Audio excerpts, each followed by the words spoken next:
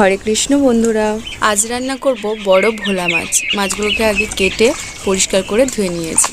এবারে পরিমাণ মতো নুন হলুদ মাখিয়ে নিই। কড়াইয়ের মধ্যে তেল দিয়ে দিচ্ছি। নুন হলুদ মাখিয়ে রাখা মাছগুলো এবারে ভেজে নেব।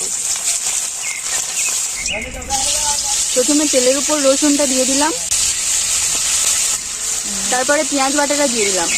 এখানে দুটো মতো পেঁয়াজ বেশ বড় সাইজে নিয়ে গ্রেট করে নেওয়া হয়েছে। পেঁয়াজটা ভালোভাবে ভাজা হয়ে গিয়েছে। এবারে দুটো টমেটো বেটে রেখেছিলাম, সেই টমেটোটা দিয়ে দিলাম।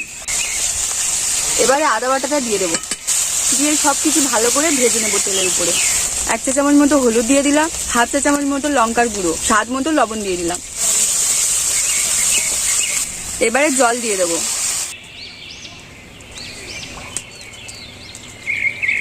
এবারে বেটে রাখা জিরে সর্ষেটা দিয়ে দেবো।